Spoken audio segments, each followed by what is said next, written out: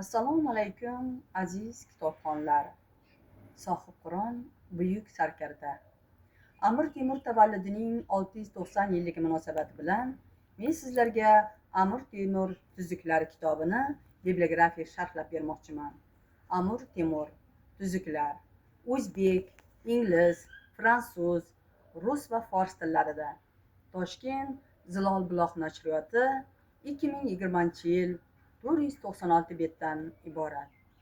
Sohib Qur'on Amir Temurning tuzuklar asari inson qo'li bilan yaratilgan asarlar ichida eng avvalgi o'rinlardan birini egallaydi.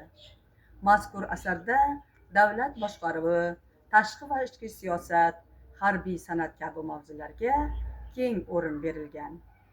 Ayni paytda buyuk ajdodlarimizning ushbu risolasi tinchlikni mustahkamlash, muruvvatli, saxiy, insonparvar va oliyjanob bo'lish, vatanni sevish kabi umuminsoniy tamoyillarni ham targ'ib qiladi.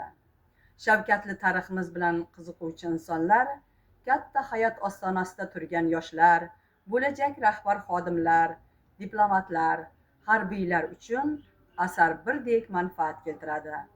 Ushbu kitob siz aziz kitobxonlarga manzur bo'ladi degan umiddamiz. E'tiboringiz uchun katta rahmat.